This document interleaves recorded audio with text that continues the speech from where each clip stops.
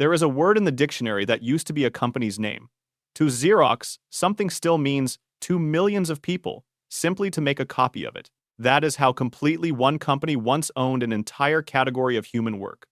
And yet the same company that gave the world that verb also built, inside its own laboratories, the mouse, the on-screen windows, the icons, and the very idea of a personal computer you could point at and click years before anyone else had assembled all the pieces. It invented the future of computing and then handed that future to someone else almost for free. This is the story of Xerox, how a company that owned the photocopier so completely that its name became a verb also built the blueprint for modern computing inside its own walls, and then, through culture, structure, and a costly accounting scandal, failed to hold on to either. The story begins not with a corporation, but with one frustrated inventor. In the late 1930s, a patent attorney named Chester Carlson grew tired of hand-copying documents in his cramped New York City patent job, where every duplicate had to be retyped or photographed by hand. He was trained as a physicist, and in the evenings he experimented at home and in a rented room above a bar in Queens, working with sulfur-coated zinc plates, static electricity, and ordinary light. On the 22nd of October, 1938, he produced the world's first dry, electrostatic copy, a simple image of a date and a place name transferred from one surface to another without any liquid ink. He called the process xerography, from Greek words meaning roughly dry writing. Carlson then spent years trying to sell his invention to established companies, approaching more than 20 of them, including IBM, General Electric, RCA, and Kodak. Nearly all of them turned him down, doubting that offices genuinely needed a machine to copy documents when carbon paper and mimeograph stencils already did the job cheaply enough. Finally, in 1944, a nonprofit research institute agreed to help refine the process, and in 1947, a small photographic paper company from Rochester, New York, called Haloid, took the commercial gamble that the bigger companies would not, licensing the rights to xerography from Carlson and the institute. That gamble changed everything. Haloid spent more than a decade and tens of millions of dollars refining Carlson's process into a practical machine. And in 1959, it unveiled the Xerox 914, the first automatic plain paper copier that ordinary office workers could operate without any special training, simply by pressing a single button. It was an immediate sensation. A widely repeated television advertisement showed a small child successfully operating the machine, to make the point that it required no technical skill at all, and business writers at the time called the 914 one of the most successful products ever marketed in America. Offices that once relied on carbon copies could now duplicate any document in seconds, and demand exploded so fast that the company had to ration machines to its biggest customers, rather than sell them outright, instead leasing them for a monthly fee, plus a small charge for every copy made beyond a set minimum.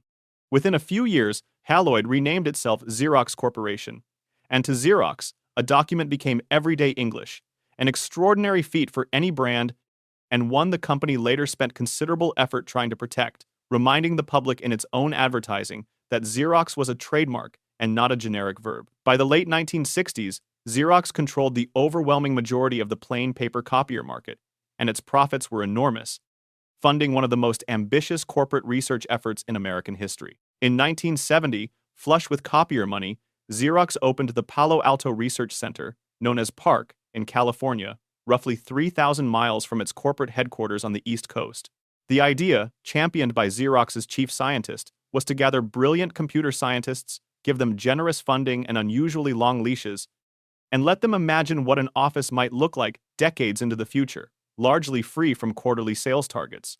It worked spectacularly as a laboratory. Within a few years, PARC researchers had built the Xerox Alto, widely regarded as the first computer designed from the ground up around a graphical, Windows and icons interface controlled by a handheld pointing device called a mouse. One engineer built the first practical laser printer, adapting a photocopier engine to print computer-generated pages. Another team invented Ethernet, the local networking technology that still connects office computers together today. Researchers wrote the first true what you see is what you get word processor, so a document on screen looked exactly like the printed page, and a separate team pioneered object-oriented programming through an experimental language called Smalltalk, along with an early vision of a lightweight personal notebook computer decades before laptops existed. In a handful of years, inside one building, PARC had assembled nearly every core idea that would come to define personal computing for the following 4 decades. But an invention sitting in a lab is not the same as a product on a desk, and this is where the story turns. In December of 1979, Xerox's own venture capital arm arranged an unusual deal. In exchange for the right to buy about 100,000 shares of Apple Computer before its public offering, for roughly $1 million, Xerox agreed to let a group of Apple engineers, including a young Steve Jobs, tour PARC and see its research firsthand. What Jobs saw reportedly stunned him: a screen full of overlapping windows, small picture icons you could select and drag with a mouse, and text on screen that could be edited visually rather than through typed commands. Accounts from people present describe Jobs pacing the room, asking rapid questions, and later telling colleagues that Xerox's own executives simply did not understand the value of what their scientists had built. Apple engineers studied the demonstrations closely, then spent years refining and simplifying the concepts into the Lisa computer, released in 1983. And then the far more affordable Macintosh in 1984, the machine widely credited with introducing the graphical interface to a mass consumer audience. Microsoft followed with its own graphical operating system, Windows, in 1985. Xerox itself did try to commercialize its research directly, releasing the Xerox Star Workstation in 1981, a machine with windows, icons, and a mouse built in years before the Macintosh existed, but priced above $16,000 per unit and marketed narrowly to large corporate customers rather than individuals. The Star sold only a small fraction of the volume Xerox had hoped for, and never reached ordinary buyers. By the time Xerox tried to defend its ideas in court, filing a lawsuit against Apple in 1989 that argued Apple's interface had unlawfully copied the Star's design, the case was dismissed on procedural grounds, and the moment for Xerox to lead personal computing had already passed. Ironically, Xerox's small pre-IPO stake in Apple alone eventually returned many times its original investment, a modest financial win that only underscored how much larger an opportunity the company had let slip past it. Analysts and business historians who studied the episode generally point to structural explanations rather than any single person's mistake. Xerox's culture and its profits were built entirely around leasing photocopiers to large businesses. Its sales force, its bonus structure, and its senior leadership all measured success in copier units placed and service contracts renewed, not in software or personal computing concepts. The PARC scientists in California operated almost as a separate company, geographically and culturally disconnected from the corporate decision-makers on the East Coast, and Xerox's internal product approval process reportedly moved slowly and cautiously, filtered through committees that were far more comfortable evaluating an incremental improvement to a copier than an entirely new category of machine with no existing sales channel. A widely cited 1988 book examining the episode, titled Fumbling the Future, documented in detail how promising PARC prototypes were repeatedly slowed, redirected, or shelved by managers who could not see how a standalone personal computer fit inside a copier company's existing business model, even as those same managers approved continued funding for the lab's research. The episode is now commonly taught in business schools as a textbook case of an established, well-run company inventing a genuine breakthrough that its own organizational structure left it unable to bring to market. Meanwhile, the core copier business that had made Xerox's research possible was also weakening. In 1975, U.S. antitrust regulators reached a consent decree with Xerox requiring it to license its copier patents to competitors, ending its near monopoly. Japanese manufacturers such as Canon and Ricoh moved quickly into the opening, selling smaller, cheaper, more reliable copiers that undercut Xerox on price, and by the 1980s, Xerox's share of the copier market it had once dominated had fallen sharply. The company that had defined an entire industry was now fighting simply to defend its place within it. The 1990s and early 2000s brought a second, sharper crisis. Under Chief Executive Richard Toman, who took the top job in 1999, Xerox pushed a rapid restructuring of its sales organization, consolidating regional sales offices and shifting to a centralized, direct selling model. The transition disrupted established customer relationships and internal systems faster than the company could manage, and combined with a struggling economy, cash flow tightened alarmingly.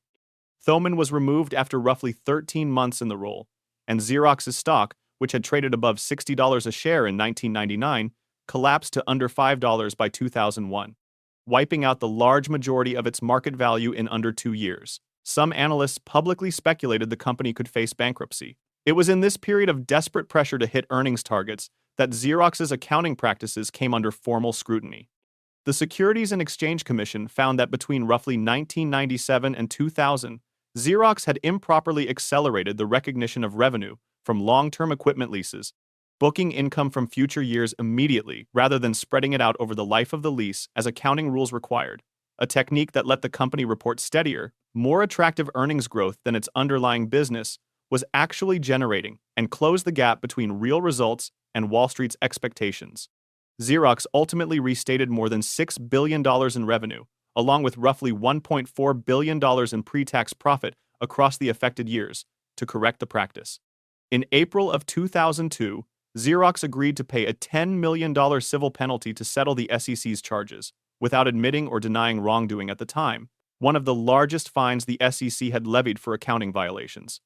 The following year, the SEC separately brought and settled related charges against several former senior Xerox executives, including its former chief financial officer, over their roles in the reporting practices, and the company's outside auditor also later reached its own settlement with regulators tied to its work on Xerox's books. The company survived, but only through a genuine and difficult turnaround. Anne Mulcahy, who became chief executive in 2001 as the crisis peaked, cut costs deeply, eliminated tens of thousands of jobs, sold off non-core assets, refused to file for bankruptcy despite pressure from some advisors to do so, and gradually restored Xerox to profitability across the following decade, a recovery frequently cited afterward as a model of disciplined corporate crisis management. Under her successor, Ursula Burns, Xerox tried to diversify further beyond hardware, acquiring the outsourcing firm Affiliated Computer Services in 2010 for more than $6 billion to build a large business services division that could operate alongside and eventually help offset its aging printers and copiers business. That diversification, however, could not resolve the company's core, longer-run problem. The world was steadily moving away from paper.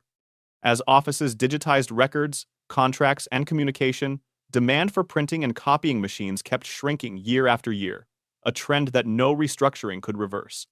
In January of 2017, Xerox split itself in two, spinning off its business process outsourcing arm as a separate public company called Conduent, while the remaining Xerox Corporation kept the shrinking legacy printing and copier business that had built the company nearly 6 decades earlier.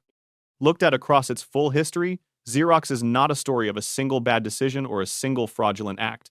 It is a story of a company that, at its best, funded one of the most productive research laboratories of the 20th century and produced the technological blueprint for the entire personal computer industry: the Windows, the icons, the mouse, the laser printer, the Office network, and then, because its sales culture, its management structure, and its identity were all built around a different product, watched competitors it had unintentionally trained turn that blueprint into some of the most valuable companies in the world.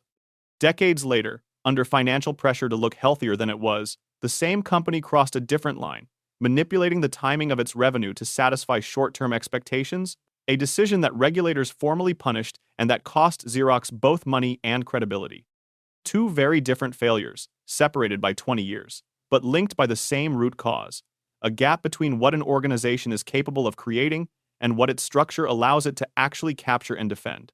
Xerox did not fail because it lacked vision. Its own laboratories had more vision than almost anyone in its industry. It failed because inventing the future and successfully owning it turned out to be two entirely different disciplines, and no amount of research brilliance could substitute for the second one.